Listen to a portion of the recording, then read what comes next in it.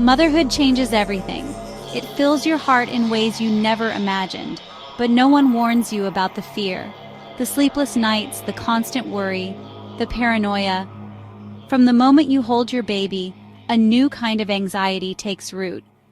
Every sound, every movement, every breath becomes a source of concern.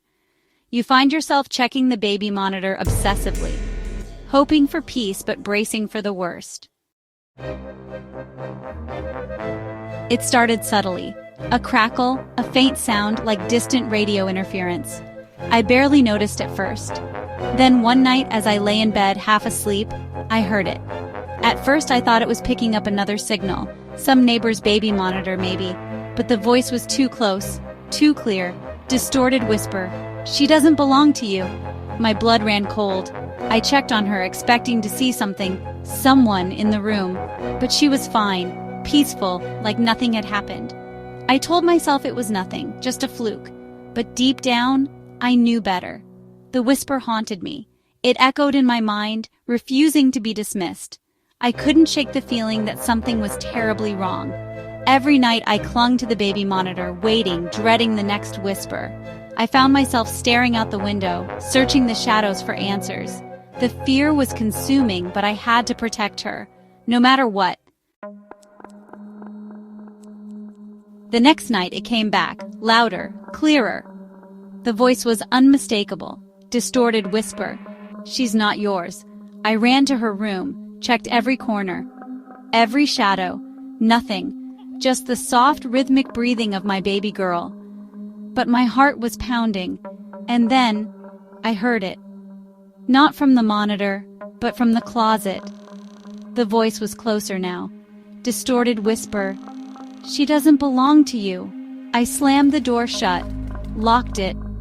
My hands were shaking, and I didn't sleep at all that night. Fear had taken over.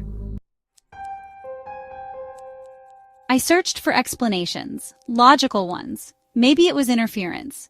Maybe my exhaustion was playing tricks on me. I spent hours online reading forums and articles. Some said it was just a technical glitch. I even read the entire manual, hoping for a clue. I consulted a technician, but he found nothing wrong. But then, I found something. A woman. Years ago. Same town, same street. She swore something had taken her baby. No evidence, no forced entry, just gone. I didn't want to believe it. But what if the voice was real?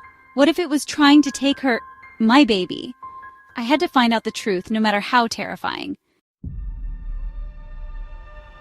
I wasn't going to let it happen. I stayed awake, cradling her, listening, waiting. You can't keep her. I held her tighter. The air grew thick, electric. Shadows twisted in the corners, and then the door handle turned. Something was coming out. "She's mine!" I felt a cold chill run down my spine. The baby monitor crackled with static, and a voice whispered, "Leave now or suffer." I ran. I didn't stop. I clutched her close as I bolted down the stairs, the shadows chasing us. I left the house that night, and I never went back. The night sky swallowed us, and the house stood silent behind us, forever haunted by what we left behind. Gap-2.83s. The house had stood for over a century, its walls soaked in untold stories and secrets. It was said that the original owner, a reclusive man named Edward Hargrave, dabbled in the occult. He was obsessed with contacting the other side, driven by the loss of his own child. Locals whispered of strange rituals and eerie lights flickering in the windows at night. Gap-2.83s. Edward's descent into madness was swift.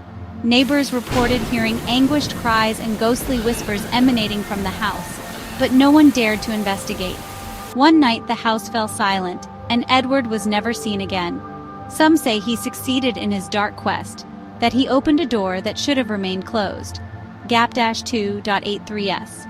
Over the years, the house changed hands many times. Each new family experienced strange occurrences, objects moving on their own, cold spots, and unsettling whispers. But it wasn't until we moved in that the malevolent presence made itself known. It seemed to focus on my daughter, as if drawn to her innocence and light. Gap-2.83s. I dug into the house's history, piecing together the tragic tale of Edward Hargrave and his desperate attempts to reach his lost child. The more I learned, the more I realized the danger we were in. The whispers, the shadows, the chilling presence, it was all connected to Edward's dark legacy.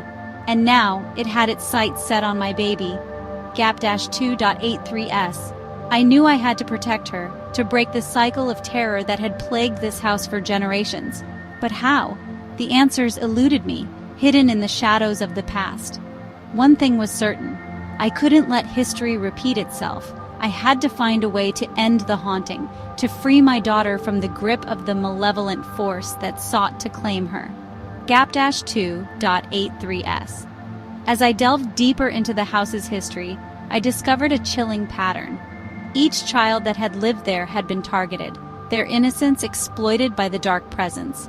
And now, it was my daughter's turn. I had to act quickly, to find a way to protect her before it was too late.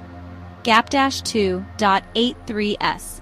The final night was approaching, and I knew we had to escape the clutches of the house's sinister past. I moved, changed everything. I never turned on another baby monitor again.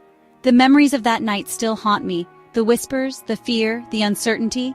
But sometimes, I swear I still hear it, not yours. Some whispers are warnings, some are threats, and some are promises. I often wonder if it was all in my head or if something truly sinister was at play. Regardless, I hold my baby closer now, more protective, more aware. The past lingers, but I am determined to move forward, stronger and more vigilant.